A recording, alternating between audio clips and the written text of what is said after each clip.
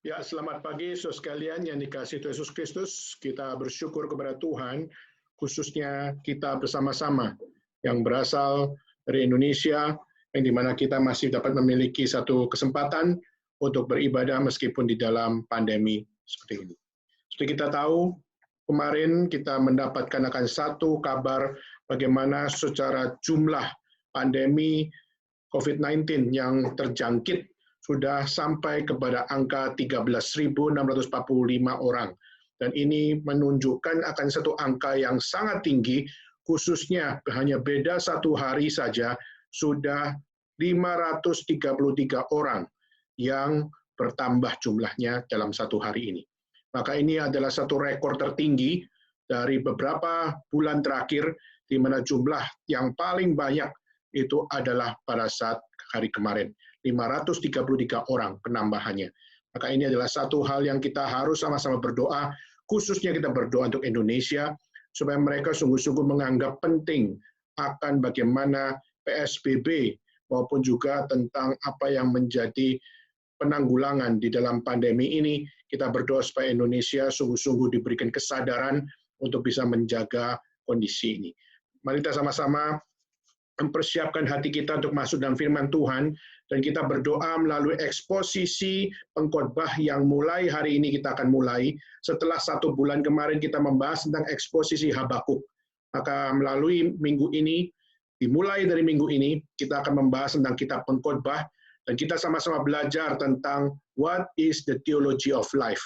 Bagaimana kita mengerti tentang teologi kehidupan, dan bagaimana kita memahami kehidupan bukan dengan cara pandang kita, tapi bagaimana kita belajar memandang segala sesuatu dalam kehidupan kita dari cara pandang Tuhan. Dan mari kita bersama-sama, sebelum kita masuk dalam firman Tuhan, mari kita sama-sama tunduk kepala, kita berdoa. Bapa dalam surga, kami berterima kasih kepada Tuhan karena Engkau adalah Allah yang hidup, yang senantiasa memberikan bagi kami masing-masing akan satu panggilan untuk kami bisa berespon di hadapan Tuhan, yaitu kami beribadah kepada Tuhan.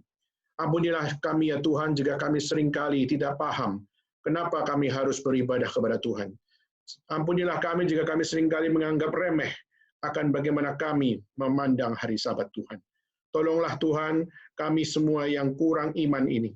Tolonglah kami ya Tuhan, kami yang seringkali kurang percaya ini. Dan kami rindu ya Tuhan, supaya kami terus di-refresh oleh Tuhan.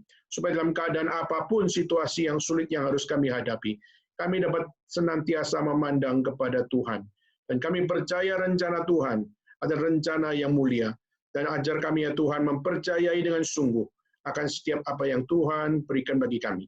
Kami mohon kepadamu dan biarlah Tuhan yang berkarya di dalam kehidupan kami. Dan ajarkan kami untuk kami setia dan taat akan setiap apa yang Tuhan kerjakan. Terima kasih ya Tuhan, kami bersyukur, berterima kasih. Menyerahkan waktu kami ke depan dalam tangan-Mu. Di dalam nama Yesus Kristus, kami bersama-sama berdoa, dan kami bersama-sama bersyukur pada Tuhan. Amin. Saudara, mari kita membuka dalam kitab suci. Mari kita membuka di dalam pengkhotbah. Kitab pengkhotbah. Dan kita akan membaca terlebih dahulu pengkhotbah pasal yang pertama. Keseluruhannya dari pengkhotbah pasal yang pertama.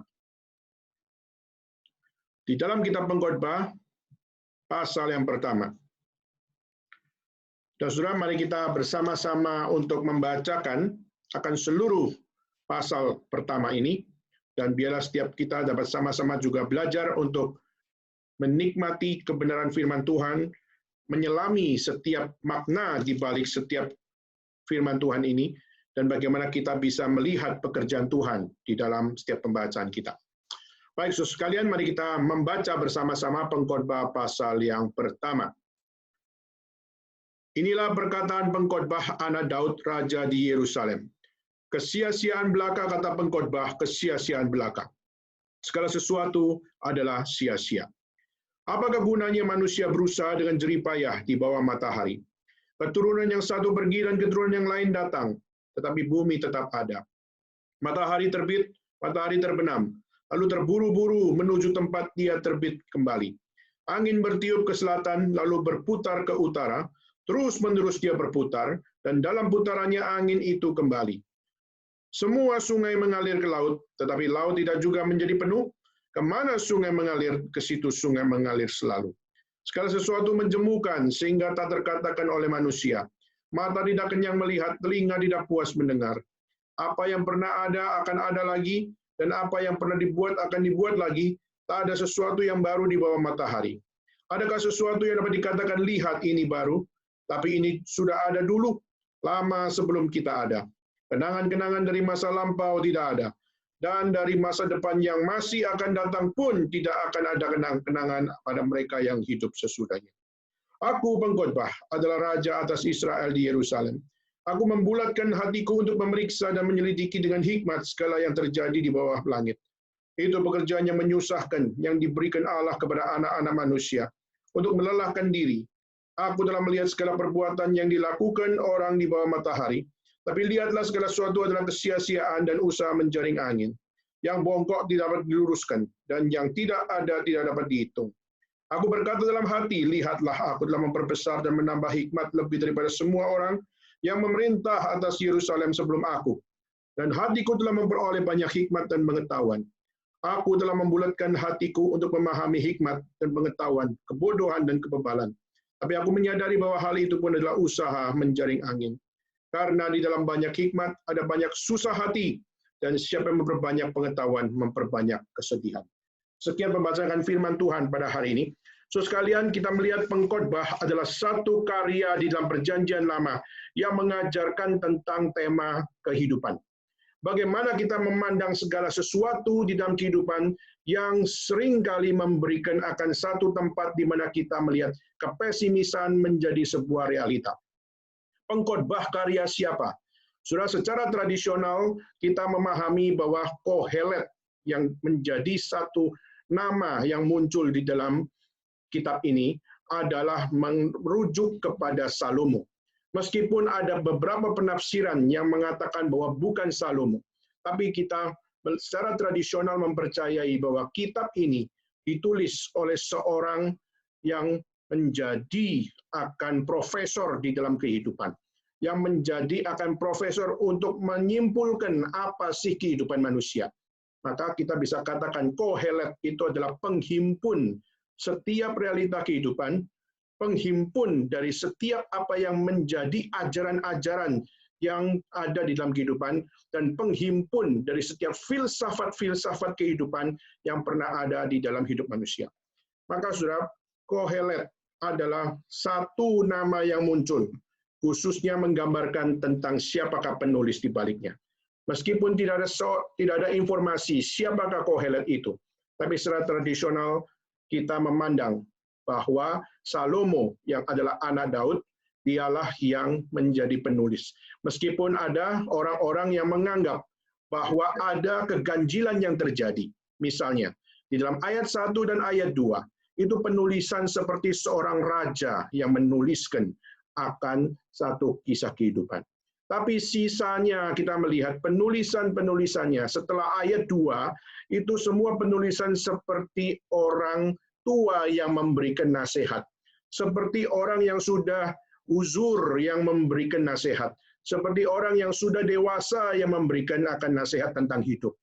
Dan nantinya kita melihat pasal 8, ayat 2-8 persisnya, itu menunjukkan sebuah perilaku bagaimana menjadi seorang abdi, bagaimana menjadi seorang pelayan, bagaimana menjadi seorang yang melayani raja. Nah, saudara, ini adalah satu gambaran-gambaran di mana banyak orang akhirnya meragukan tentang Salomo yang adalah penulisnya.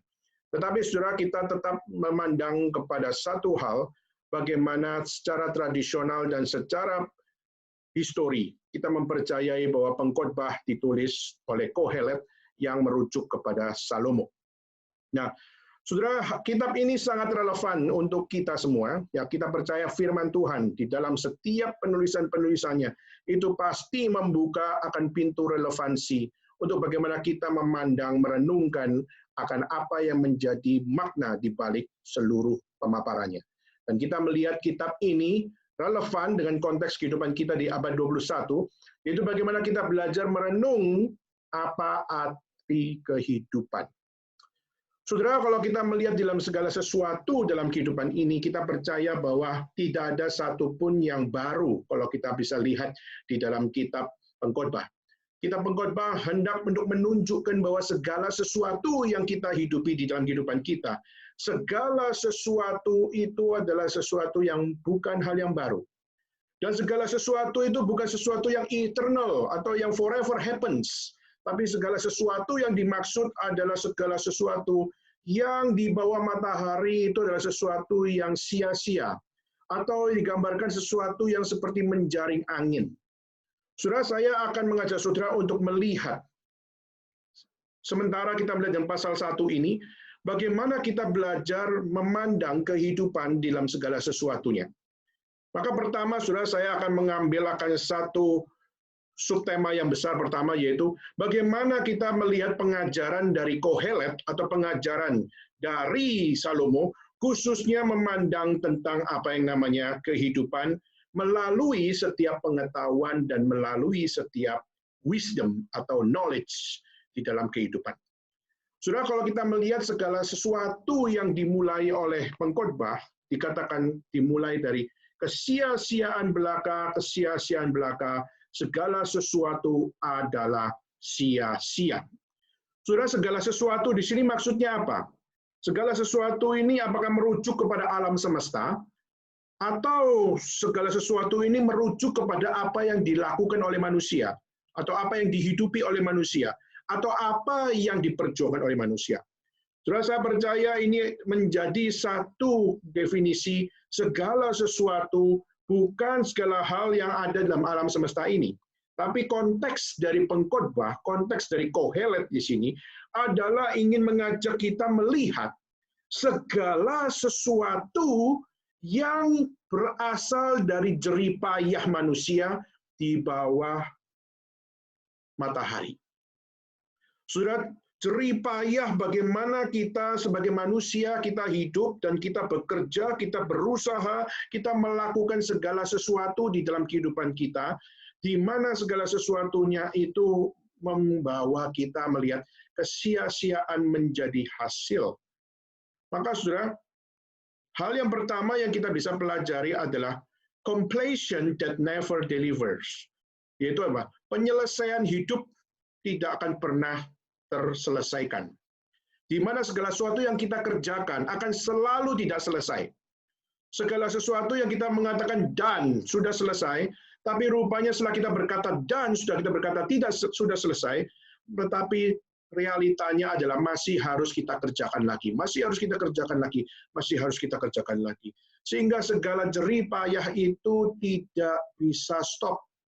Tetapi masih ada jeripayah yang harus kita effort lagi, masih ada yang harus kita kerjakan lagi di masa berikutnya.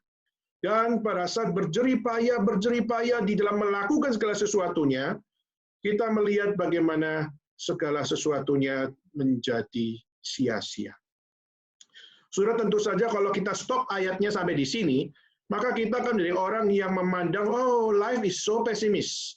Hidup itu begitu pesimisnya, begitu negatifnya, sehingga kita rasa bahwa hidup ini nggak ada artinya.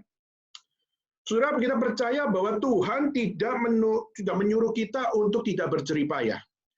Meskipun kelihatannya ayat ini mengatakan jeripayah adalah sesuatu yang sia-sia, tapi apakah betul Tuhan anti terhadap jeripayah?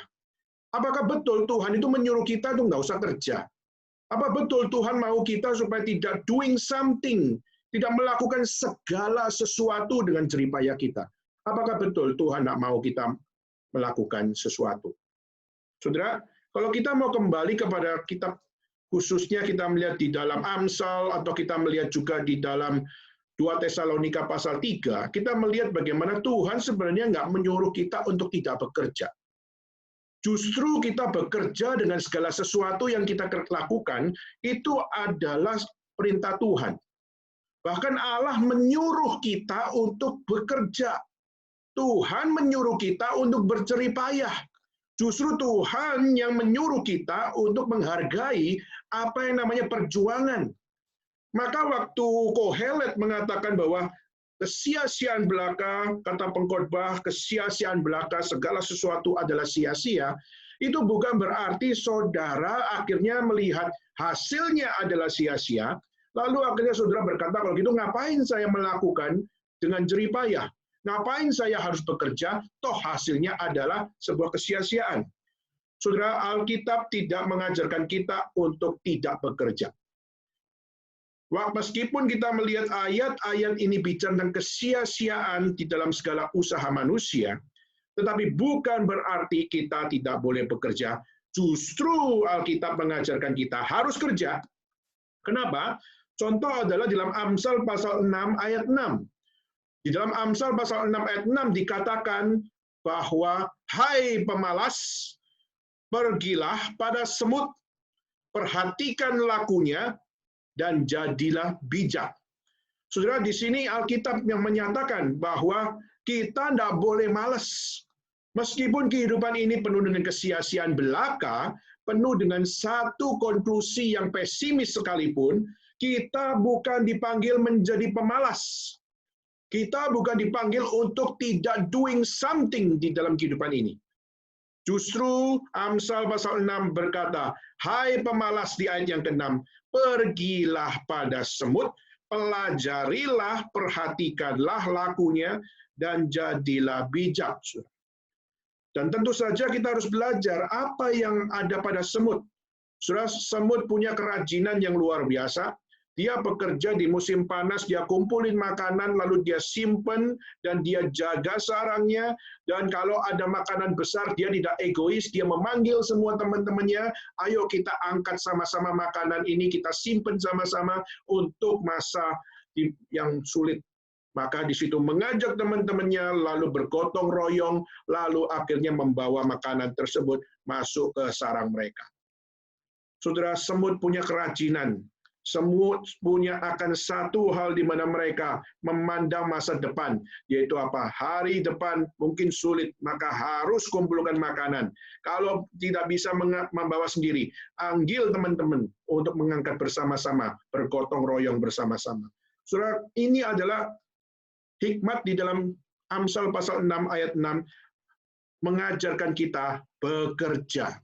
Mengajarkan kita harus tekun, mengajarkan kepada kita harus rajin, dan jangan malas, tetapi harus untuk pergi memperhatikan dan jadilah bijak. Saudara, tentu saja kita hari ini dalam era pandemi COVID-19 ini, kita pasti akan tergoda untuk malas, saudara. Kenapa, saudara? Karena kondisi tidak seperti masa normal. Kita tidak bisa produktif, kita tidak bisa seaktif atau sedinamis seperti masa normal. Kita terbatas dengan waktu, kita terbatas dengan jarak, kita sangat terbatas dalam segala hal. Termasuk dalam kebebasan kita untuk keluar dan masuk pun, kita terbatas luar biasa. Tetapi meskipun demikian, keterbatasan itu tidak boleh membuka ruang untuk kita malas. Justru jeripayah harus tetap ada. Justru perjuangan hidup harus tetap dijalankan. Dan kita melihat justru Tuhan berkata, hai pemalas, pergilah pada semut dan perhatikan lakunya dan jadilah bijak. Jadilah bijak berarti menghargai setiap apa yang bisa dikerjakan di dalam jeripayah kehidupan. Meskipun semua itu sulit dan sia-sia sekalipun, tapi kita dipanggil untuk bukan lahir menjadi pemalas, tapi kita lahir sebagai seorang yang bijaksana. Maka saudara, ini yang menjadi contoh yang pertama. Allah tidak anti terhadap setiap usaha jeripayah manusia. Tapi justru Allah menyuruh kita di dalam kesia-siaan sekalipun, teruslah tekun melakukan segala sesuatunya dengan bijak. Kedua, kalau kita melihat dalam 2 Tesalonika pasal 3 ayat 10 sampai 12. Saudara, 2 Tesalonika pasal 3 ayat 10 dan 12 itu mengatakan bahwa kalau mau berkat, kalau mau diberkati, kalau mau sungguh-sungguh menerima akan apa yang namanya kenikmatan dari Tuhan, tidak boleh cuma terima, tapi apa? Harus bekerja. Maka yang tidak bekerja tidak boleh makan. Maka yang boleh dapat makan cuma orang yang bekerja. Yang boleh untuk terima blessing adalah mereka yang bekerja. Maka saudara, ini menyuruh kita untuk kita jangan cuma berharap seperti pengemis kepada Tuhan. Kita tahu Tuhan penuh belas kasihan memberikan anugerah kepada kita. Tapi Tuhan memberikan anugerah bukan untuk kita terus-menerus menjadi pengemis. Tapi Tuhan juga mau kita bangkit dan kita do something. Tuhan mau kita bangkit dan menekuni apa yang Tuhan rencanakan dalam kehidupan kita. Kita bukan diberkati untuk supaya kita leyeh-leyeh dan kita menjadi orang yang melakukan segala sesuatu dengan malas. Tidak, saudara. Tuhan mau kita bekerja. Tuhan mau kita melakukan dengan jerih payah akan apa yang kita kerjakan dalam kehidupan ini. Dan orang yang bekerja, barulah orang yang boleh makan. Ini menjadi satu hal, mengajarkan tanggung jawab manusia. Manusia bukan dicipta oleh Tuhan untuk tidak melakukan apa-apa. Maka manusia harus melakukan apa yang Tuhan mau dikerjakan oleh manusia. Itulah yang menjadi panggilan Tuhan kepada manusia. Maka bisa makan anugerah Tuhan, tapi Tuhan memberikan makan bukan cuma sekedar memberikan saja, tapi Tuhan menuntut tanggung jawab untuk kita bisa melakukan segala sesuatu. Maka saudara, ini menjadi satu pelajaran bagi kita, bahwa hidup saudara dan saya penuh dengan jerih payah, tapi Tuhan mengajarkan, yes, completion that never deliver. Penyelesaian tidak akan selalu selesai, akan selalu berputar-putar dan membuat kita selalu merasa bosan di dalam putaran-putaran tersebut. Tetapi Tuhan mau mengajarkan kepada kita untuk kita menghargai setiap anugerah yang Tuhan berikan di masa kesia-siaan ini. Tentu saja, saudara, sia-sia memang di dalam segala sesuatunya di saat kita tidak tahu goalnya apa. Saudara, kita kadang-kadang tidak tahu rencana Tuhan apa di dalam kehidupan kita. Kenapa pandemi COVID-19 harus terjadi? Kita tidak tahu rencana Tuhan itu apa, khususnya secara pribadi untuk hidup saudara dan saya. Kenapa kita harus terpisah dengan keluarga kita? Kenapa kita harus terpisah secara pelayanan kita? Kenapa harus mengalami akan keterbatasan-keterbatasan ini?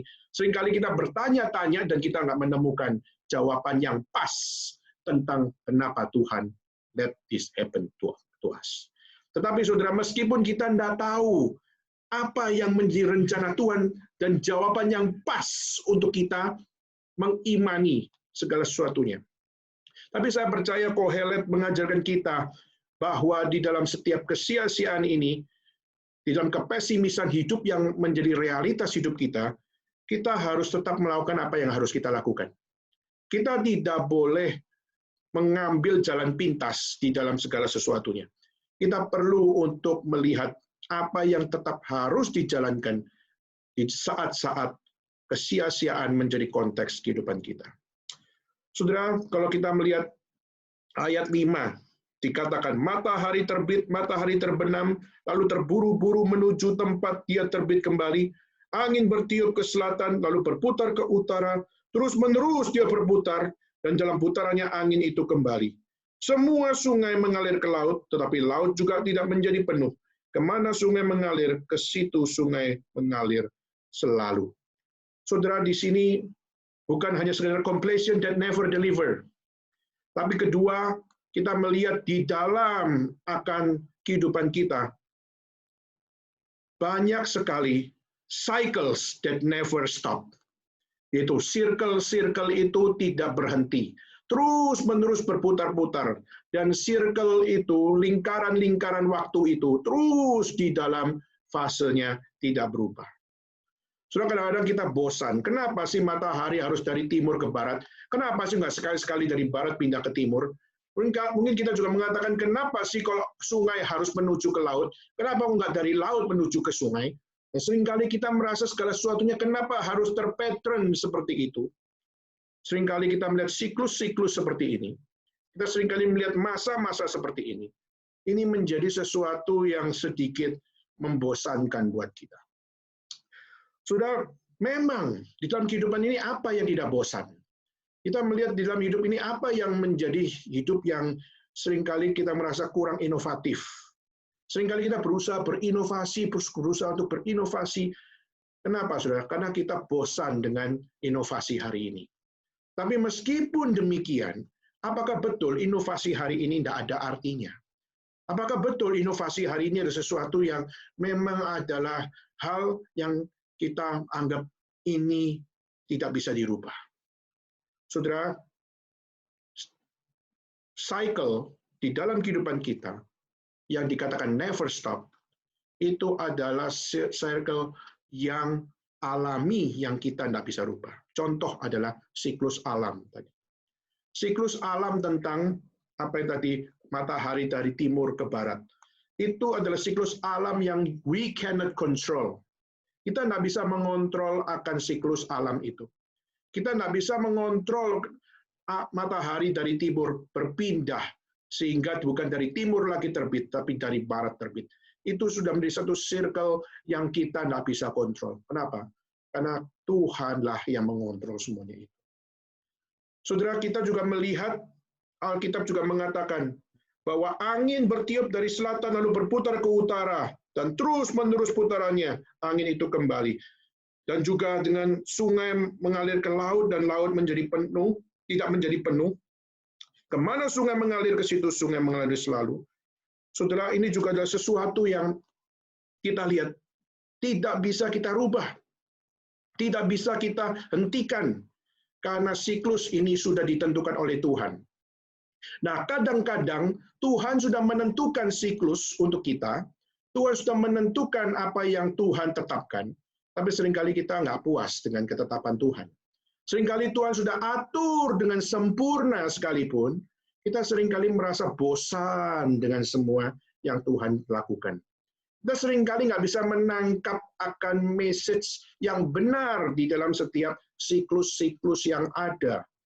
Sehingga kita anggap siklus ini membosankan, siklus ini sesuatu yang sangat membuat kita insecure, dan merasa kita mau lepas dari semuanya itu.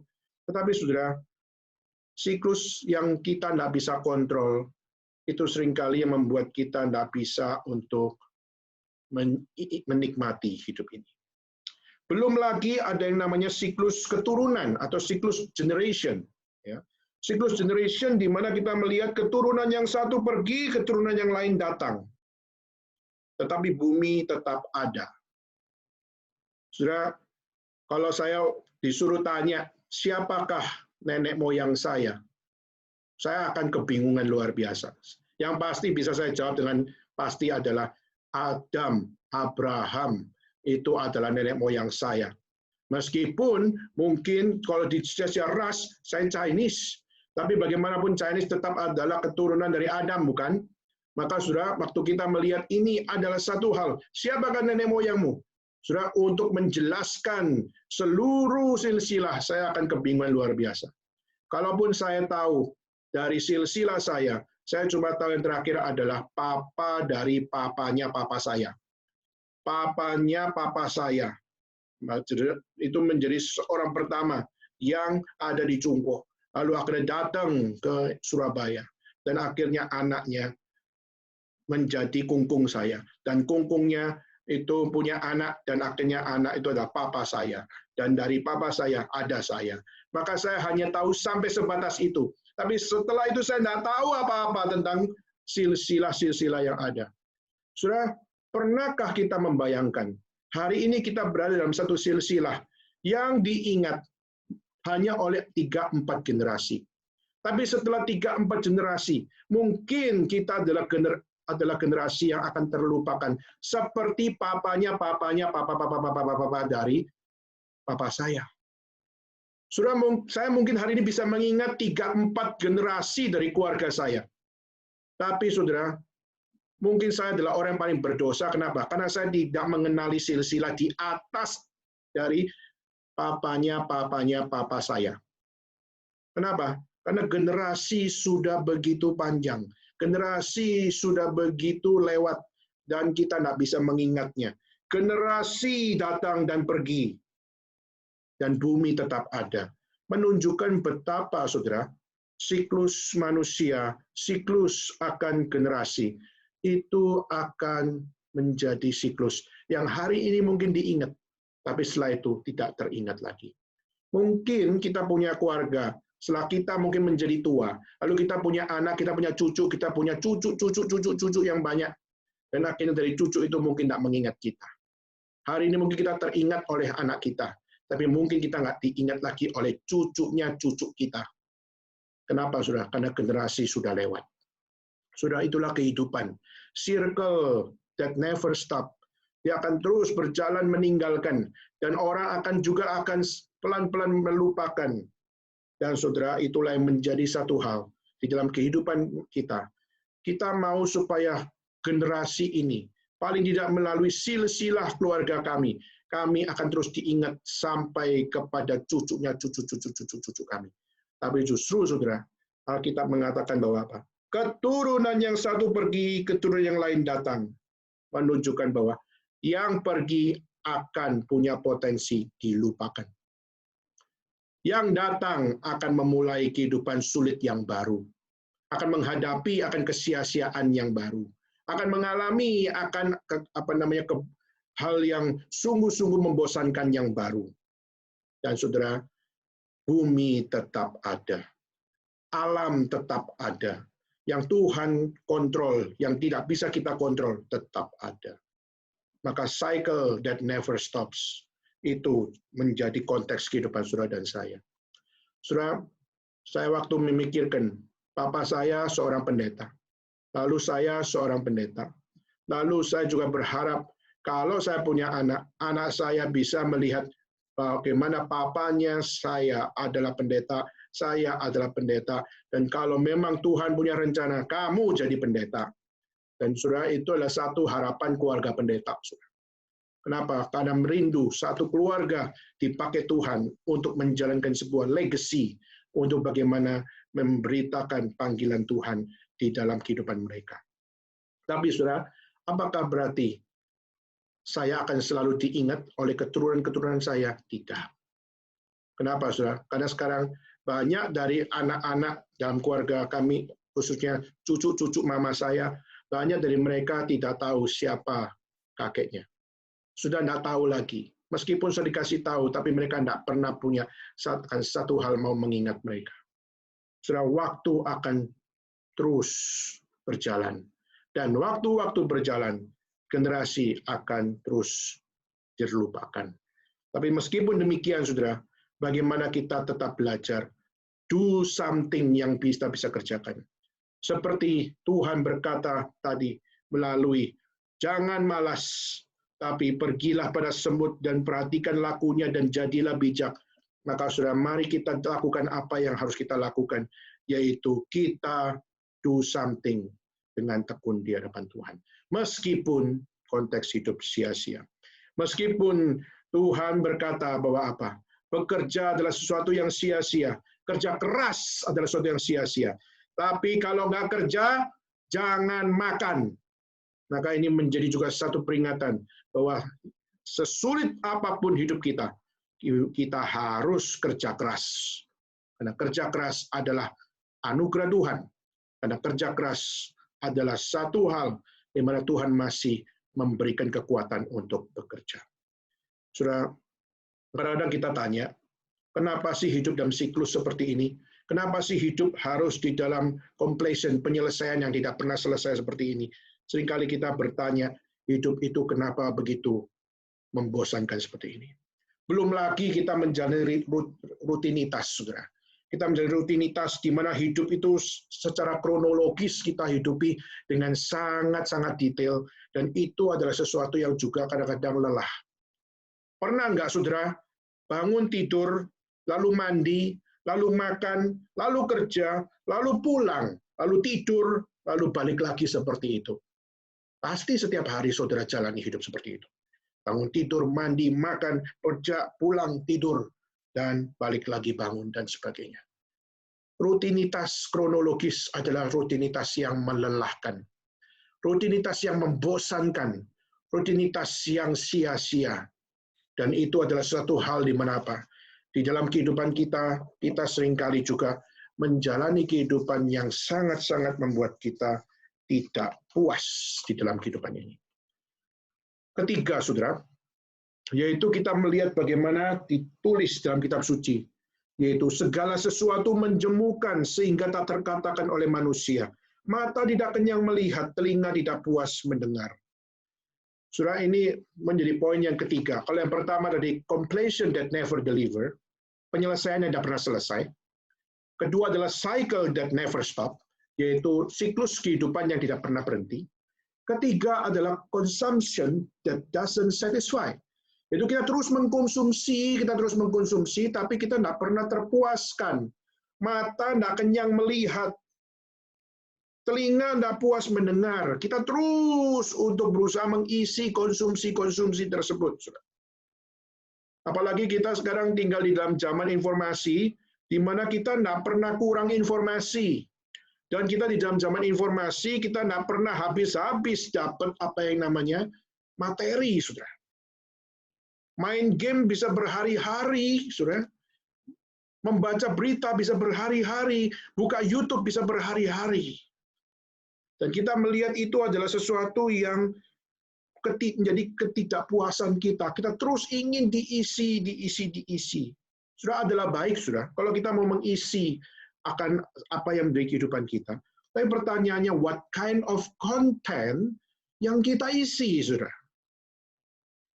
Maka kalau kita lihat dalam Matius pasal 16 ayat 26 dikatakan, apa gunanya engkau mempunyai seluruh dunia ini, tapi engkau hilang nyawa. Saudara, ini sebenarnya menunjukkan bahwa segala sesuatu itu menjemukan sia-sia. Kenapa? Karena toh kita bisa mendapatkan banyak informasi, toh kita bisa mendapatkan begitu banyak akan apa yang namanya kepuasan telinga, kita bisa melakukan banyak hal dengan jeripaya kita, tetapi toh apa gunanya semuanya kalau hilang nyawa atau mati, saudara? Saudara, ini tentu saja adalah sebuah konsumsi yang tidak akan pernah puas. Kenapa? Karena hasil akhir dari semua konsumsi itu adalah kita sia-sia di dalam kematian.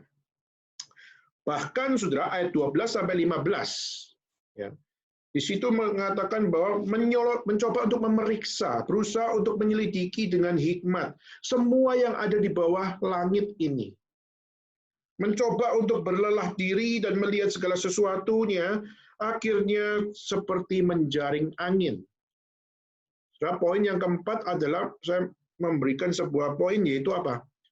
Comprehension that never help. Kita berusaha untuk memperoleh pengetahuan secara komprehensif, kita berusaha untuk mencari hikmat secara komprehensif, kita berusaha untuk menemukan akan formula-formula bagaimana hidup dengan bahagia di dalam dunia ini. Tetapi saudara, tetap yang menjadi message dari Kohelet adalah apa? Comprehension that never helps. Setiap apa yang kita dapatkan hikmat-hikmat dan maupun formula-formula pemikiran dan filsafat-filsafat kehidupan, semuanya justru ditaruh dalam sebuah konklusi bahwa semuanya seperti menjaring angin. Dan juga kalau kita lihat ayat 16 sampai ayat 18, dikatakan bahwa aku telah memperbesar dan menambah hikmat lebih daripada semua orang yang memerintah atas Yerusalem sebelum aku, dan aku telah memperoleh banyak hikmat dan pengetahuan. Aku telah memahami hikmat dan pengetahuan, kebodohan dan kebebalan. Kurang apa, saudara? Dia belajar dari orang yang memerintah atas Yerusalem sebelum dia. Dia belajar dari Daud. Dia belajar dari setiap apa yang menjadi pengajaran-pengajaran yang penting dari ayahnya. Saudara, orang yang paling bijaksana selain Salomo sebelum dia adalah Daud. Kalaupun ada sebelumnya, itu juga ada namanya Melkisedek. Itu adalah raja-raja yang sangat full of wisdom. Saudara, dan Salomo atau Kohelet di sini yang lebih tepatnya, dia mengatakan kami sudah menambah hikmat, kami sudah belajar banyak buku, kami sudah belajar banyak dokumen-dokumen penting tentang kehidupan, kami sudah belajar tentang banyak hal. Tetapi saudara, collection of wisdom that never heals. Koleksi-koleksi pemahaman hikmat-hikmat yang dipelajari oleh Kohelet itu tidak memberikan kesembuhan kepada dia untuk bagaimana keluar dari kebosanan, keluar dari kesia-siaan, keluar dari setiap apa yang namanya hal yang tidak membangun dia. Pointless istilahnya. Sudah pointless, di mana hidup itu seperti nggak ada poinnya sama sekali, goalnya nggak ada sama sekali. Saudara, apa sih arti sia-sia? Ya, saya tadi waktu memberikan satu outline tadi ya, yaitu bagaimana pasal 1 ini mengajarkan tentang completion that never delivers, lalu tentang cycles that never stop, lalu tentang consumption that doesn't satisfy, dan juga tentang comprehension that never helps, dan tadi yang terakhir yaitu collection of wisdom that never heals. Saudara, ini menunjukkan bagaimana kesia-siaan adalah satu tema yang real di dalam kehidupan saudara dan saya. Saya terus terang nggak suka tema ini. Kenapa? Tema ini seakan-akan memberikan akan satu ruang gerak bagi kita untuk apa? Untuk bukan semakin terbakar dan semakin tekun, meskipun Tuhan sudah berkata, hai pemalas, pergilah pada semut, perhatikan lakumu, jadilah bijak. Maupun juga Tuhan juga berkata, yaitu apa? Yang bekerja baru boleh makan.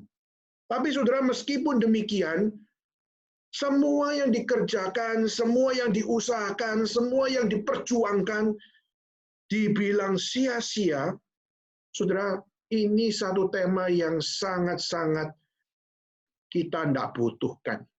Kita butuhnya adalah motivasi yang mengaktifkan kita, motivasi yang membakar hati kita, motivasi yang dapat memberikan pengharapan kepada kita.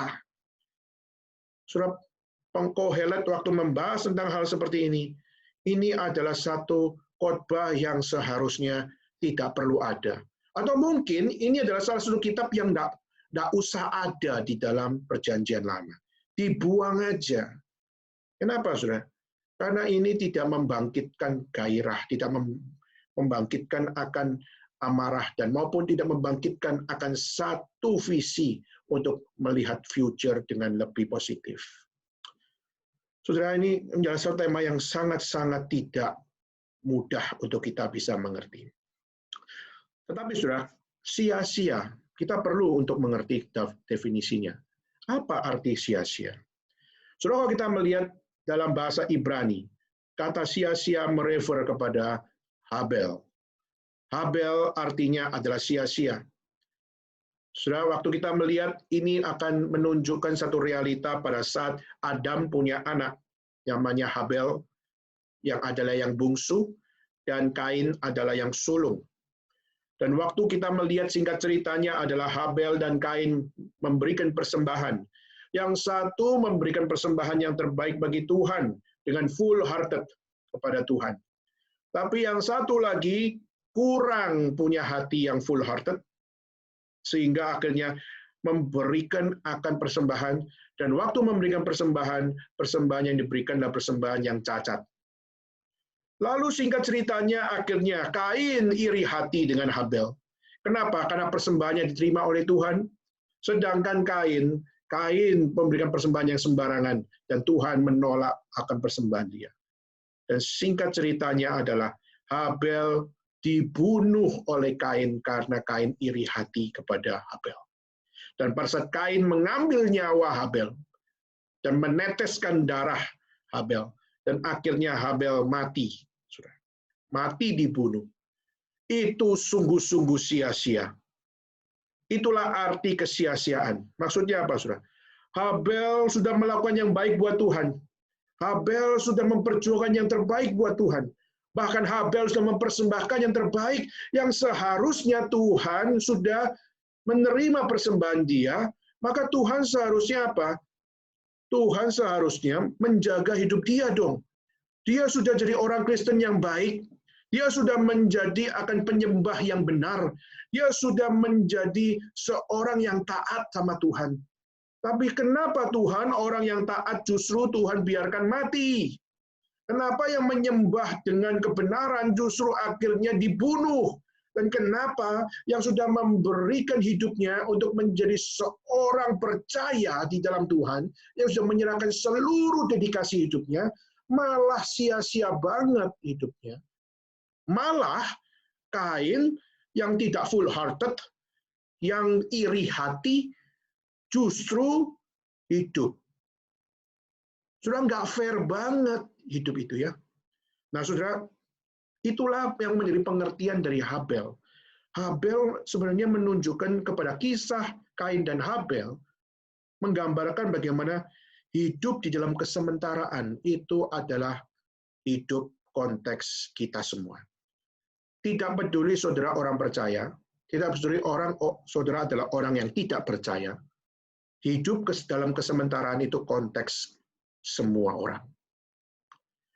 Orang yang percaya pada Tuhan akan hidup dalam kesementaraan. Orang yang kagak percaya sama Tuhan pun juga adalah orang yang hidup dalam kesementaraan. Dan Tuhan sudah menetapkan itu. Dan waktu kita berasa tidak fair, kenapa Kain justru Tuhan biarkan hidup? Kenapa Habel Tuhan biarkan mati? Sudah, tema kesementaraan adalah tema kita semua. Maka mungkin sudah waktu sampai di sini, sudah akan berkata bahwa apa? Kalau gitu buat apa saya menjadi Kristen? Toh saya jadi Kristen, kagak jadi Kristen, sama kok hidupnya, hidup dalam kesementaraan. Sudah hari ini banyak orang-orang Kristen yang menjadi Kristen karena apa?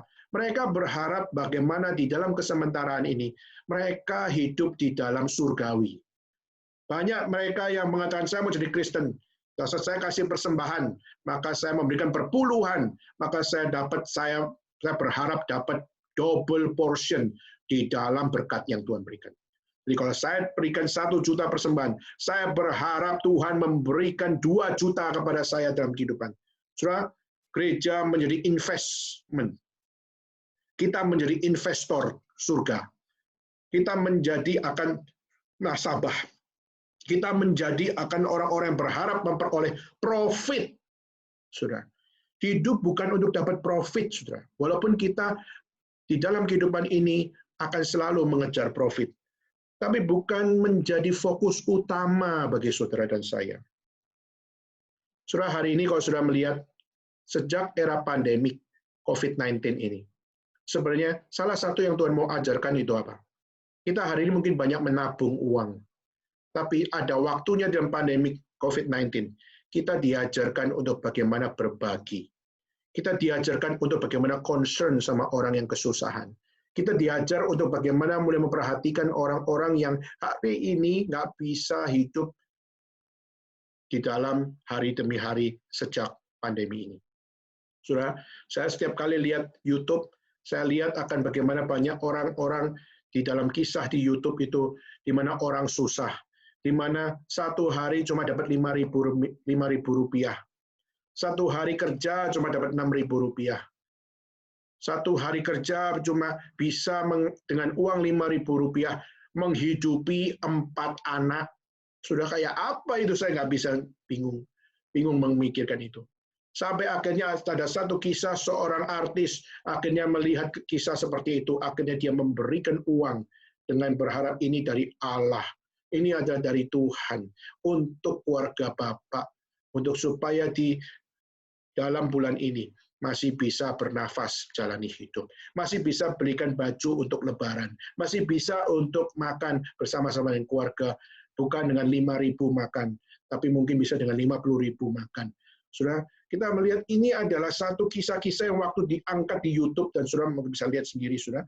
Di situ menggambarkan bagaimana kehidupan dalam kesementaraan itu adalah realitas seluruh orang, baik believer and non-believer. Tapi herannya adalah banyak orang Kristen yang berpikir dengan salah tentang Tuhan. Berpikir dengan salah tentang iman. Sehingga dengan mereka berharap saya memberikan persembahan kepada Tuhan, maka saya dapat double portion akan keuntungan atau profit dari Tuhan.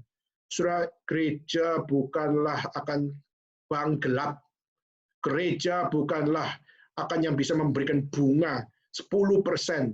Atau memberikan 100% untuk kita. Tuhan bukanlah bank gelapmu. Maka saudara, ini adalah satu hal yang dimana kita perlu untuk melihat bagaimana kita sebagai orang-orang yang percaya kepada Tuhan, bagaimana kita hidup di dalam Habel, bagaimana kita hidup di dalam kesementaraan. Maka saudara, pasal pertama, Kohelet menunjukkan the reality of life yang perlu membuat kita terbuka mata.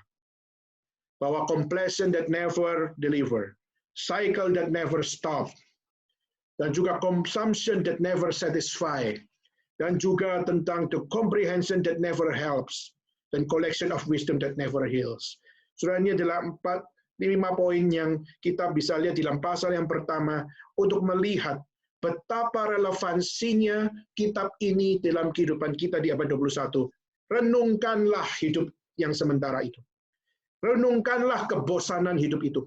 Renungkanlah betapa segala sesuatunya sia-sia belaka seperti menjaring angin. Dan renungkanlah, that is our reality. Saudara, iman Kristen bukan iman mimpi belaka. Iman Kristen adalah iman yang mengajak saudara untuk melihat iman relevan di dalam realita kehidupan. Maka saudara, that is the philosophy of life. The meaning through wisdom of life. Meaning through the philosophy of life dari Kohelet. Saudara, itu dalam pasal yang pertama. Lalu coba saya mengajak saudara melihat pasal yang kedua. Pasal kedua ayat 1 sampai 11. Saya akan bacakan Bapak sekalian. Ayat 1 sampai 11.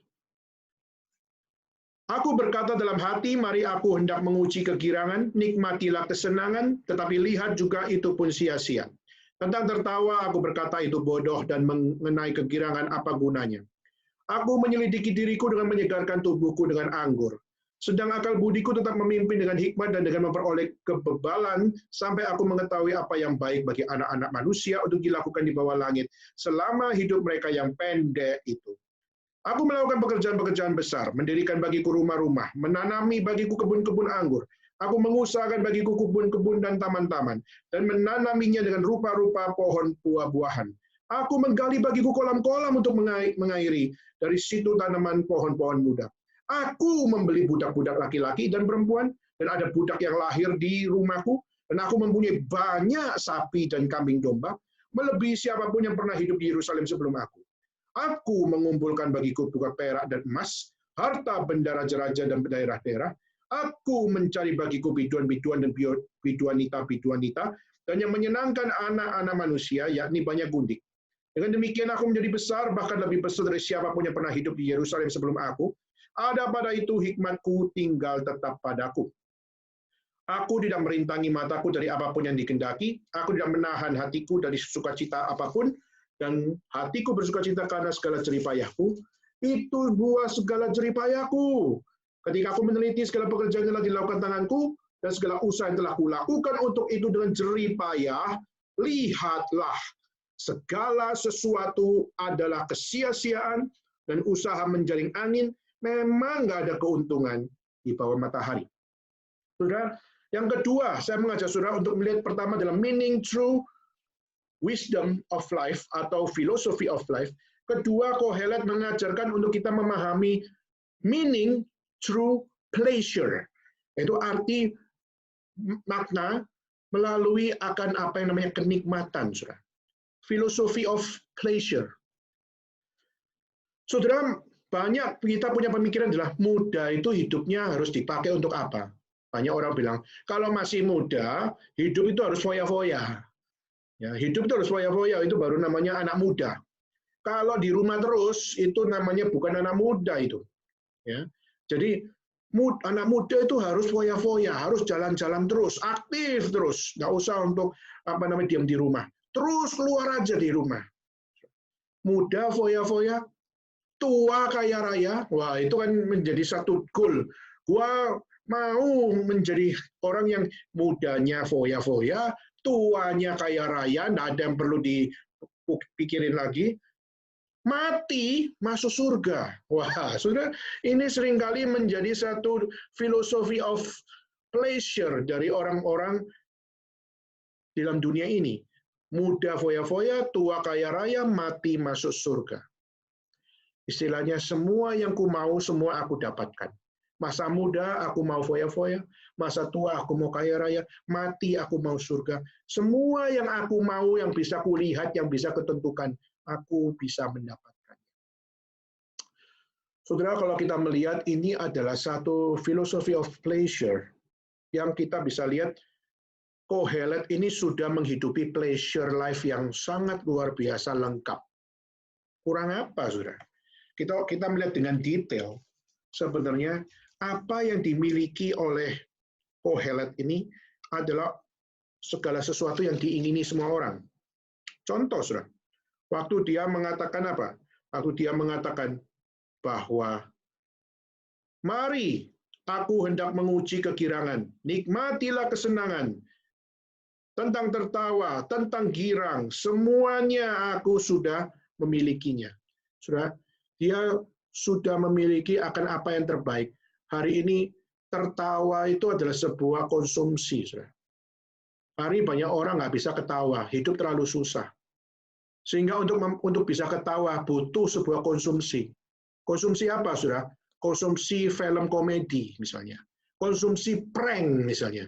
Kita buka YouTube, lihat prank, bisa ketawa-ketawa sendiri. Lalu kita lihat film komedi, mereka bersandiwara, dan mereka bikin kita akhirnya tertawa. Kenapa? Karena mereka lucu. Lalu kita melihat stand up komedi, lalu kita buka berjam-jam, dan kita bisa tertawa berjam-jam. Kenapa, saudara? Karena kita sudah terlalu capek dalam hidup ini. Maka untuk tertawa, kita butuh mengkonsumsi sesuatu.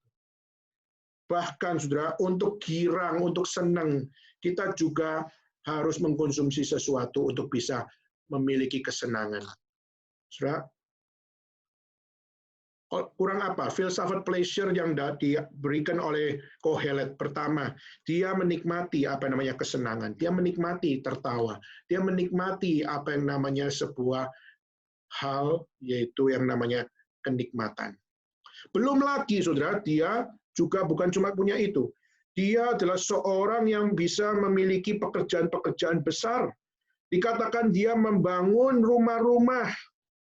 Saudara, dia adalah seorang yang memiliki properti. Luar biasa. Properti yang banyak jumlahnya.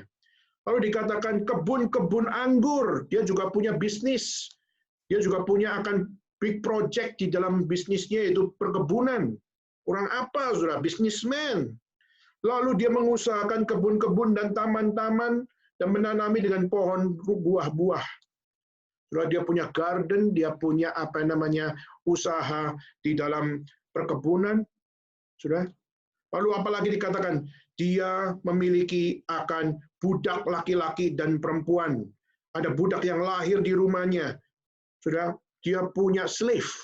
Itu orang kaya luar biasa di zaman itu kalau punya slave. Slave bukan seperti pembantu di sekarang. Kalau sekarang pembantu, mereka kita gaji dan dia bisa berkata no, meninggalkan pekerjaannya. Tapi di zaman dulu, slave itu mereka ditandai. Jadi misalnya kalau saya slave-nya dari satu orang misalnya, lalu saya ditandai di kuping saya, di mana tanda itu misalnya dikasih marga, misalnya Liu gitu ya, maka ada satu tanda Liu di kuping saya, dan tanda itu tidak bisa hilang kecuali kamu potong kupingmu. Dan itu adalah satu tanda menunjukkan bahwa kamu adalah selama-lamanya adalah slave dari Liu. Slave dari satu marga yang namanya Liu. Saudara, menjadi budak itu seperti itu. Budak adalah selama-lamanya milik dari pemiliknya. Kecuali pemiliknya menjual akan budak itu. Maka itu akan berganti pemilik. Maka coba lihat, dia orang kaya luar biasa, dia punya budak laki-laki, dia punya budak perempuan, bahkan budaknya juga lahir di rumahnya dia. Wow, slave, saudara. Dia punya slave. Ini orang kaya luar biasa. Lalu dikatakan lagi dia punya banyak sapi, dia punya kambing domba. Melebihi siapapun yang pernah hidup di Yerusalem sebelum aku. Saudara, ini bisa ditafsirkan bahkan lebih banyak daripada milik Abraham. Ini adalah poverty yang luar biasa, kambing domba dan sapi yang lebih banyak dari sebelum aku. Saudara, bahkan nenek moyangnya, tidak ada seorang pun yang bisa menandingi dia. Ini menunjukkan betapa gilanya akan poverty-nya dari Kohelet. Bahkan bukan cuma sapi, bukan kambing domba, tapi juga dilanjutkan dengan perak dan emas, harta benda raja-raja dan daerah-daerah. Perak dan juga emas. Itu juga adalah harta. Bahkan juga harta-harta raja-raja. Kalau sekarang kita bisa namakan itu barang antik, gutong. Ada mungkin dari kaisar siapa, ada raja siapa, sudah gutong. barang antik. Itu kelihatannya jelek luar biasa, tapi punya nilai yang begitu luar biasa secara historis. Bahkan kalau saudara bawa ke Christie, Christie akan menunjukkan harganya berapa, harganya berapa. Ini asli, dan ini bisa ditawarkan di lelang berapa. Saudara, luar biasa. Dia punya harta sampai sebegitu banyaknya. Belum lagi dia memiliki biduan-biduan dan biduanita. Sudah dia punya akan tim entertainment untuk dirinya. Dia punya akan tim untuk menyenangkan dirinya melalui musik, melalui akan drama, melalui akan segala sesuatu. Entertainment menjadi sesuatu kelebihan. Belum lagi ditambahkan gundik. Gundik adalah istri di luar istri pertama. Di mana gundik bukan cuma istri saja, itu adalah gundik adalah yang menjadi hamba perempuan yang dijadikan istri. Gundik, Saudara. Dan gundiknya diperkirakan Kohelet itu punya 2.000 gundik. Atau mungkin 4.000 gundik. Ada banyak penafsiran. Ada yang bilang 2.000, ada yang bilang 4.000. Tapi ribuan itu adalah hasil kehidupan pleasure dari seorang bernama Kohelet. Saudara, ini adalah satu hal yang luar biasa gila. Luar biasa kaya, luar biasa full of pleasure di dalam kehidupannya. Bahkan ayat 9 dikatakan, dengan demikian aku menjadi besar dan bahkan lebih besar dari siapapun yang pernah hidup di Yerusalem sebelum aku. Prestasinya luar biasa. Semua mengatakan, you are the big man. You are a big people. You has a big name. Sudah prestasi yang luar biasa besar. Sudah, inilah filosofi of pleasure dari seorang Kohelet. Aku memiliki semuanya. Aku memiliki seluruh bidang-bidang dalam kehidupanku. Aku punya semuanya. Sudah, ini adalah satu konteks pleasure. Dan dari seluruh apa yang dia punya, akhirnya dia bikin sebuah conclusion, di mana conclusionnya adalah sia-sia saja. Semuanya itu seperti usaha menjaring angin. Nggak ada keuntungan. There is no profit. There is no profitable things di dalam under the sun. Di situ. Sudah, inilah sesuatu yang kita harus untuk melihat bagaimana philosophy of pleasure dari siapa yang namanya Kohelet. Ini menunjukkan bahwa dia sudah banyak berkecimpung di dalam kesementaraan yang sangat tidak sempurna di mata Tuhan. Secara manusia mungkin sempurna di mata manusia. Kenapa? Semuanya sudah punya, kurang apa lagi, Saudara? Tetapi justru hal seperti ini di mata Tuhan, ini adalah sesuatu yang perlu diajarkan. Kau punya semuanya, tapi all things are meaningless. Sudah, di dalam filsafat Greka, di dalam filsafat Greek filosofi, sudah, pleasure itu adalah sebuah kenikmatan. Dan kenikmatan itu adalah hal yang memberikan kebahagiaan. Maka kalau di dalam bahasa Greka, kenikmatan, kebahagiaan seringkali dinamakan dengan satu istilah yang namanya eudaimonia. Eudaimonia. Di mana eudaimonia itu adalah sebuah kenikmatan atau sebuah kebahagiaan. Nah, Saudara, di dalam sejarah Greka ada 3 orang yang sangat penting. Pertama adalah Sokrates. Sokrates mengatakan bahwa apa? Apa sih eudaimonia itu? Sokrates mengatakan bahwa apakah dengan makan enak, apakah dengan baju indah, itu dinamakan sebagai kebahagiaan? Apakah dengan kamu makan enak, dengan kamu pakai baju indah, maka kamu adalah seorang yang full of pleasure? Sudah, Sokrates mengajarkan kepada murid-muridnya waktu itu adalah kita tidak boleh hidup bahagia hanya sekedar di dalam makanan enak maupun baju indah. Itu adalah nothing. Dia mengatakan bahwa aku lebih percaya kepada keadaan di mana orang tidak mengharapkan apapun, itu adalah kebahagiaan yang tertinggi. Jadi, kalau kita bisa mempercayai sesuatu, yang orang hari ini sudah tidak bisa harapkan, tidak mau harapkan, bahkan tidak suka dengan hal tersebut, maka saudara, kita waktu mempercayai dan memegang teguh, maka itu adalah kebahagiaan yang tertinggi. Dan itu dibuktikan oleh Sokrates. Apa yang dibuktikan oleh Sokrates? Sokrates mau mengatakan bahwa apa? Kebenaran harus menjadi sesuatu yang terus dipegang dalam hidup. Kalaupun orang hari ini banyak hidup nggak benar, tapi waktu kamu masih bisa hidup di dalam kebenaran, mati pun worth it. Kenapa? Karena kebenaran haruslah adalah kebenaran. Dan waktu kamu percaya dengan kebenaran dan kamu hidup di dalam kebenaran, maka itu adalah kebahagiaan tertinggi. Maka saudara tahu Sokrates mati, kenapa saudara? Karena dipaksa minum racun. Dan waktu dia dipaksa minum racun, karena dia dihasut, karena dia dianggap ateis, karena dia tidak menganggap dewa menjadi yang utama. Akhirnya apa yang dilakukan?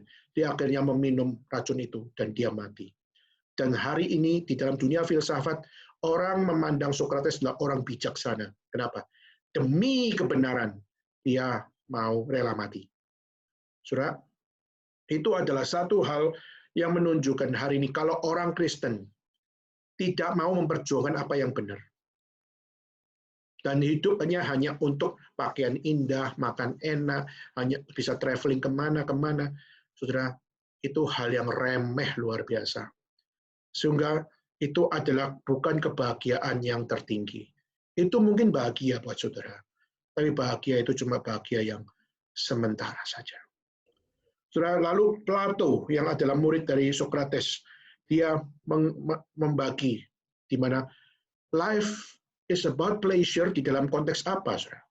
Dia mengatakan bahwa banyak orang mencari pleasure melalui 3 hal. Pertama, dia namakan polosopos. Polosopos adalah orang yang mencari akan kenikmatan melalui ilmu atau melalui cinta. Maka mereka mencari ilmu, mencari hikmat, mencari cinta. Maka itu adalah orang tipe pertama, adalah orang yang mengejar pleasure atau mengejar kenikmatan. Kedua, dia mengatakan ada kelompok yang kedua, yaitu adalah pilonikon. Yang pertama, polosopos, yaitu orang yang mencari pleasure melalui ilmu, mencari melalui cinta. Kedua adalah pilonikon, adalah orang yang mencari pleasure melalui kehormatan, melalui akan jabatan, melalui akan prestasi. Ketiga adalah pilokrematan. Pilokrematan adalah orang yang mencari pleasure melalui harta benda. Jadi ngumpulin benda, ngumpulin uang, ngumpulin properti, ngumpulin akan apa yang mereka suka. Itu adalah pilokrematan. Nah, saudara, hari ini banyak orang yang tipe seperti ini. Banyak orang tipe pilokrematan, ada yang tipe pilonikon, ada yang tipe polosopos. Tapi bagi Plato, 3 orang ini adalah 3 kelompok orang yang sementara. Dia mengatakan bahwa filosofos cari ilmu, pertanyaannya adalah ilmu mana yang bisa memberikan akan satu kepuasan. Kalau pilonikon mencari kehormatan, mencari apa yang namanya sebuah jabatan yang tinggi, setelah dapat jabatan apa hasil akhirnya? Sudah mirip ya dengan apa yang ditawarkan oleh Kohelet. Bahkan filokrematan juga mengatakan, kamu cari harta benda, kamu kumpulin sampai ratusan ribu barang, apa arti dari seluruh semuanya itu? Maka saudara, bagi Plato adalah sesuatu yang sangat excellent, sangat, kalau pakai bahasa dia adalah arete, dalam bahasa Yunani adalah arete, itu excellent. Adalah sesuatu yang excellent kalau kamu mencari pleasure yang mendekati sesuatu yang ilahi. Yang dinamakan oleh Plato adalah logostikon. Siapapun filosofos, siapapun pilonikon, siapapun pilokrematan, tapi waktu kamu tidak mengejar logos, tidak mengejar hikmat, tidak mengejar sang ilahi, maka semuanya itu adalah sementara. Saudara, kagum sekali saya melihat Greek filosofi, di mana mereka sayang sekali, mereka tidak tahu siapakah Tuhan, mereka nggak tahu siapakah Logos itu. Mereka hanya berandai-andai, mereka hanya memahami hanya dalam konsep dewa ini, dewa itu. Tapi dia tidak tahu sebenarnya siapakah sebenarnya Logos itu. Tapi kita melihat hikmatnya secara common grace, kita melihat mengajarkan bagaimana yang perlu dicari adalah sesuatu yang ilahi. Nah, saudara, tetapi sayangnya dari Plato ada orang ketiga namanya Aristotle. Aristotle adalah seorang yang tidak percaya mistik, tidak percaya tentang Tuhan, tidak percaya tentang dewa. Maka akhirnya dari Aristotle lah kita melihat hari ini banyak orang berpikir seperti Aristotle. Banyak orang dipengaruhi oleh Aristotle dan banyak orang mirip Aristotle di dalam hidupnya dan sebagainya. Nah, Aristotle mengatakan apa? Sudah jadi orang itu tidak usah filosofos, filodikon, filogrematan, apalagi logostikon. Hidup itu tidak usah bicara tentang kebahagiaan tertinggi adalah di saat kamu bisa mempercayai dan memperjuangkan sesuatu yang orang nggak nilai dan sebagainya. Sudah tidak usah ngomong kayak begitu. Itu sesuatu yang kelihatannya klise sekali. Back to the reality. Maka Aristotle mengatakan, pokoknya hidupi sesuatu yang tujuan akhirnya accomplish. Hidupi satu kehidupan yang pokoknya semua itu sudah bisa diselesaikan sampai tuntas. Nggak perlu ngomong yang ilahi, nggak perlu ngomong hal yang kamu percaya, tetapi lakukanlah apa yang kamu anggap itu adalah sebuah kebaikan. Jadi bagi dia itu etika itu penting. Baik itu penting. Pokoknya baik saja. Nggak usah mikir mistis, pokoknya lakukan kebaikan. Nggak usah mikir yang macam-macam, pokoknya sebarkan kebajikan. Di titik, saudara. Saudara, inilah menjadi satu hal yang ditawarkan di dalam Greek filosofi. Kita melihat proses bagaimana apa. Hari ini, zaman sekarang sangat dipengaruhi dengan Aristotle. Dari Aristotle, kalau sudah melihat secara filsafat, akan diteruskan oleh seorang bernama Epicurean. Epicurean adalah berasal dari seorang bernama Epicurus, di mana Epicurus akhirnya melanjutkan akan konsep dari Aristotle dan membuat konsep hedonisme, mencintai kesenangan, mencintai pleasure, dan akhirnya merusak akan hidup hanya demi utility, hanya demi manfaat, dan sebagainya. Oke, saya nggak akan panjang lebar karena saya percaya saya pernah bahas itu, khususnya saya bicara tentang iman Kristen dan utilitarianism. Saya pernah bahas itu, maka saya nggak akan ulang lagi. Tapi paling enggak, saudara, apa yang ada di dalam pemikiran Kohelet, di mana dia sudah memiliki seluruhnya, dia sudah membuktikan bahwa memiliki kegirangan, memiliki ketertawaan di dalam hidup, itu sia-sia. Dia sudah membuktikan, dia sudah punya anggur, bahkan punya kebunnya pun, itu adalah sesuatu yang sia-sia. Punya properti, punya akan taman, dan juga dia punya akan budak, dia punya akan sapi, dia punya emas, dia punya akan apa yang namanya kambing domba. Bahkan dia juga punya akan harta raja, biduan, gundik, prestasi menjadi yang terbesar dari sebelum dia. Itu semua sudah terbuktikan di dalam kehidupan Kohelet. Dan Kohelet dengan sudah membuktikan semuanya itu sia-sia, maka dia dengan berani berkata, semua itu sia-sia. Hari ini kalau kata-kata Kohelet dibicarakan di depan anak muda, pasti anak muda akan kecewa luar biasa. Kalau gitu gua muda untuk apa? Kalau nggak untuk bersenang-senang. Kalau gitu saya harus jadi anak muda harus ngapain kalau hidup hanyalah untuk sesuatu di mana saya harus berkata sia-sia untuk mengejar semuanya itu. Harus baca Alkitab terus-menerus, harus pergi ke gereja terus-menerus. Aduh, sia-sia belaka. Justru mengejar kemuliaan Tuhan dianggap sebagai sesuatu yang sia-sia.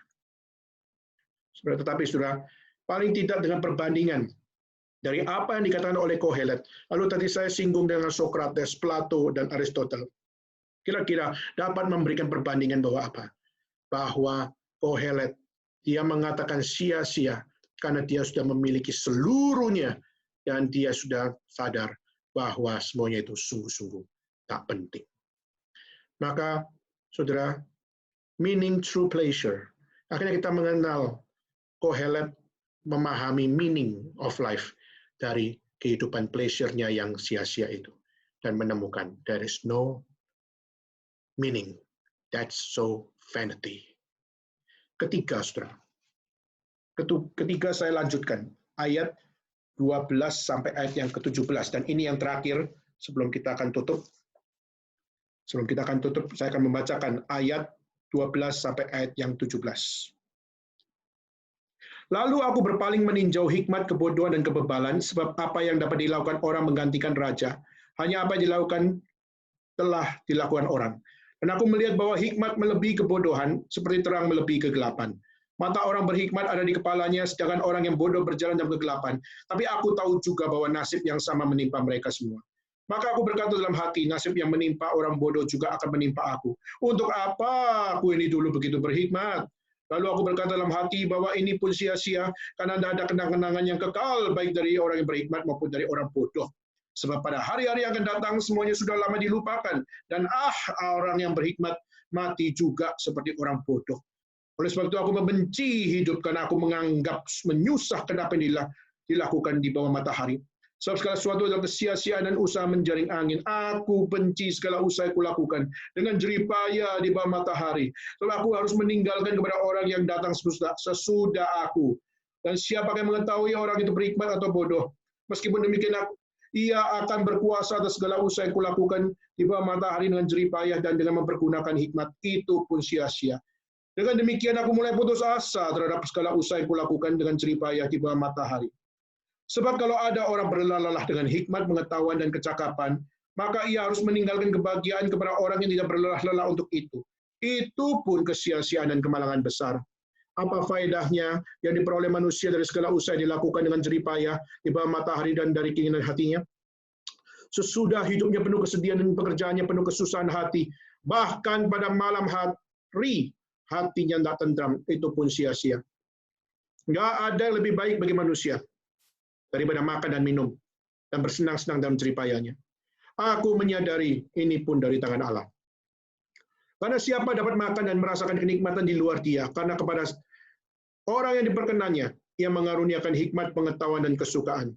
Tapi orang berdosa ditugaskan untuk menghimpun dan menimbun sesuatu yang kemudian harus diberikan kepada orang yang dikenan Allah. Itu pun kesia-siaan dan usaha menjaring angin. Bagian yang ketiga, kalau tadi pertama, kita belajar bagaimana Kohelet berusaha untuk menemukan meaning through wisdom of life. Kedua, kita melihat bagaimana Kohelet berusaha menemukan meaning through his pleasure. Dan ketiga, kita belajar untuk bagaimana Kohelet berusaha untuk menemukan meaning through his work.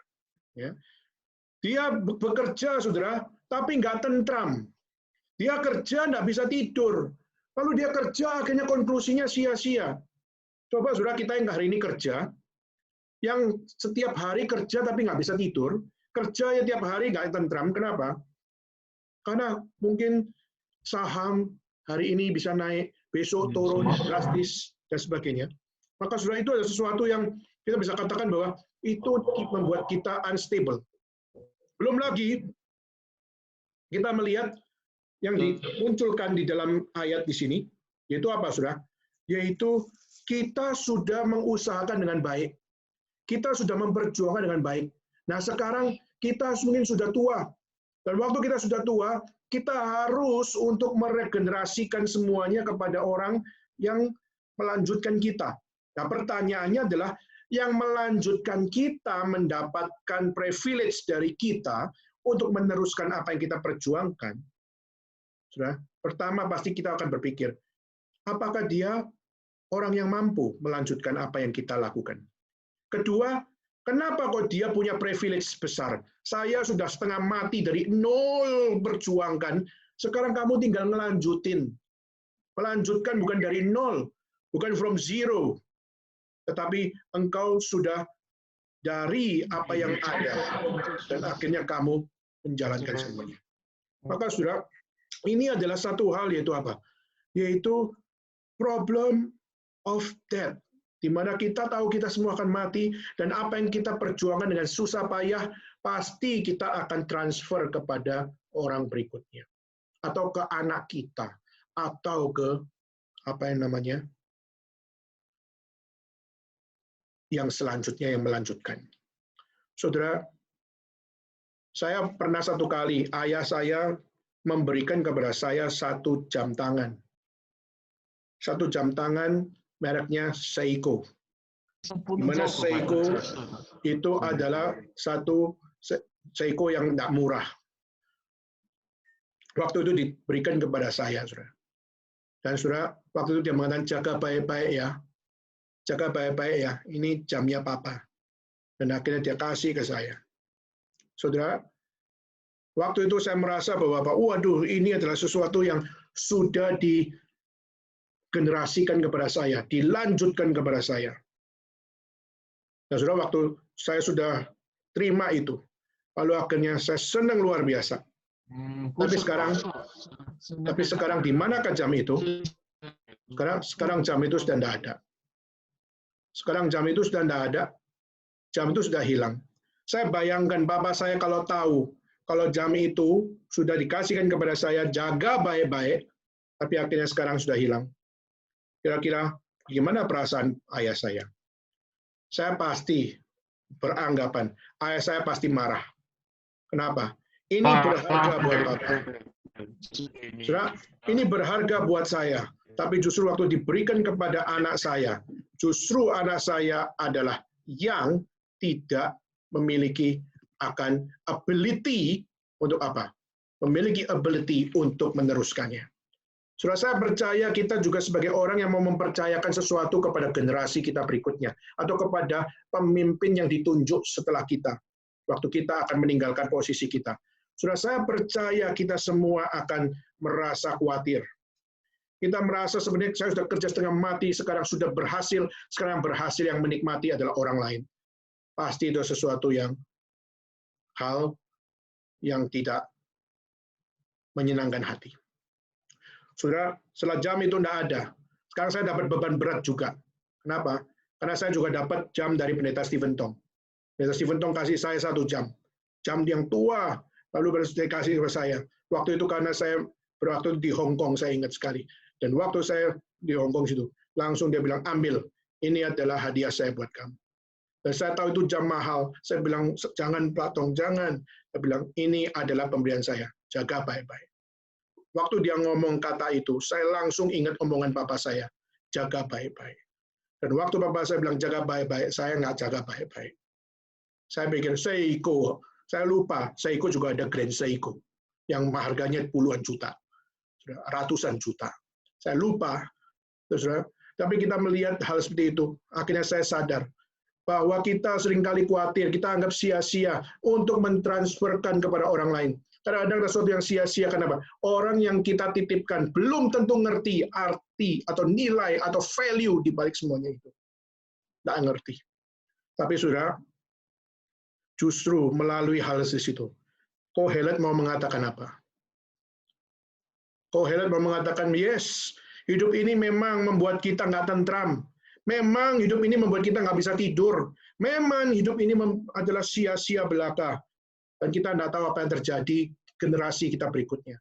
Hari ini kita sudah do our best. Mungkin setelah diserahkan kepada orang yang melanjutkan kita, kita justru melihat kerusakan demi kerusakan terjadi. Yes. Tetapi sudah, apa hikmat yang Kohelet ajarkan? Kohelet mengajarkan bahwa apa? Under the sun, everything are meaningless. Di bawah matahari ini nggak perlu kecewa kita. Karena apa? Karena segala sesuatu meaningless. Jangan kecewa kalau memang generasi berikutnya nggak bisa seperti kamu memperjuangkan dengan penuh akan jerih. Tetapi apa? Kalau kamu hanya melihat kepada generasi berikutnya, kau akan menemukan konklusi yang sama seperti yang dikatakan oleh Kohelet, yaitu apa? Meaningless. Kerja setengah mati, akhirnya hancur karena generasi kedua. Sudah kerja dengan jerih lelah, akhirnya hancur karena anak sendiri. Yes. Tetapi kita harus percaya, Kohelet mengajarkan, under the sun, everything are meaningless. Tapi justru kita harus tahu, seperti mengutip dari Plato, Kita bukan dipanggil menjalani folosopos untuk mencari ilmu. Kita bukan dipanggil untuk menjadi pilonikon untuk mencari jabatan. Kita bukan dipanggil menjadi seperti seorang yang pilokrematen untuk mencari akan harta benda. Tapi kita harus menjadi orang yang excellent untuk apa? Menjadi logostikon, itu menjadi akan orang yang mencari firman. Dan Yohanes pasal 1 ayat 1, logos pada mulanya adalah firman, dan firman itu menjadi manusia, dan firman itu bersama-sama dengan kita. He is the reason to live. He is our reason to live. Meaning of life yang sejati ada pada logos tikon yang sudah disebut oleh Plato, tapi tidak ada penggenapan. Dan kita melihat penggenapannya ada pada siapa? Penggenapannya ada pada Yesus Kristus, the true logos. Dan dialah yang memberikan our reason to live, untuk menemukan meaning of life dalam hidup ini. Sudah lakukan jeripayamu yang mungkin dalam dunia sementara ini sia-sia. Lakukan dengan serajin mungkin. Lakukan dengan setekun mungkin. Meskipun capek, meskipun lelah, kerjakan yang terbaik bagi Tuhan. Karena apa? Bisa bekerja, bisa berlelah, itu adalah anugerah Tuhan. Dan bisa melayani Tuhan dengan lelah, itu adalah meaning of life kita semua. Maka saudara, saya rindu kita semua, baik yang ada di China, baik yang ada di Indonesia, maupun juga ada Pak Isitani yang ada di Myanmar. Saudara, kita mungkin capek kerja setengah mati. Kita mungkin ceri lelah, kita banyak hal kita sudah lakukan dengan penuh dedikasi. Tapi ada waktunya kita mungkin merasa segala sesuatu adalah sia-sia. Saudara, jalanilah kesementaraan ini. Jalanilah kehidupanmu yang penuh kelelahan, dengan penuh akan kerja keras. Lakukanlah karena Tuhan, Sang Logos itu, sudah memberikan akan meaning of life kepada kita. Do our best for the glory of God. Dan biarlah itu menjadi the true meaning of our life. Believer, believe in Christ. Kiranya Tuhan memberkati kita semua. Mari kita tutup sama-sama dalam doa. Bapa dalam surga, ajar kami untuk menikmati Engkau ya Tuhan. Di dalam sia-sianya kesementaraan hidup menurut Kohelet, kami rindu ya Tuhan, anugerah-Mu senantiasa memberikan bagi kami akan satu makna yang begitu sejati. Jangan biarkan makna hidup kami ditentukan dengan harta yang berlimpah. Jangan kenikmatan hidup kami ditentukan dari apa yang kami suka. Tapi tolonglah kami untuk terus mengingat sumber segala hidup yang berasal dari Tuhan. Jangan biarkan kami untuk menjadi orang-orang yang kehilangan Tuhan, kehilangan akan logos di dalam hidup kami. Jangan biarkan kami hanya hidup secara kronologis. Karena kami tahu Kristus ada dalam dunia. Kristus adalah Sang Firman yang menjadi manusia dan menebus dosa manusia, khususnya orang percaya. Kami percaya, my God is not just the God of Kronos, but you are the God of Kairos. Dan kami mohon kepada Tuhan, agar kami senantiasa dapat tetap menjalani hidup yang sementara ini di dalam kekekalan yang Tuhan hadirkan di dalam Kristus. Terima kasih ya Tuhan, inilah doa kami. Kami selesai mendengar firman Tuhan, dan bila Roh-Mu yang kudus bekerja mengingatkan kami untuk menjadi orang yang senantiasa mengejar logos, menyebarkan logos, menghidupi logos, dan memperjuangkan logos. Dan biarlah kami hidup sampai Sang Logos itu datang kembali dan membawa kami kembali kepada Tuhan. Terima kasih Tuhan, inilah doa kami. Dan nama Yesus Kristus kami berdoa. Amin. Mari kita berdiri dan kita bersama-sama di Gereja Segala Abad membacakan satu pengakuan iman yang berbunyi demikian.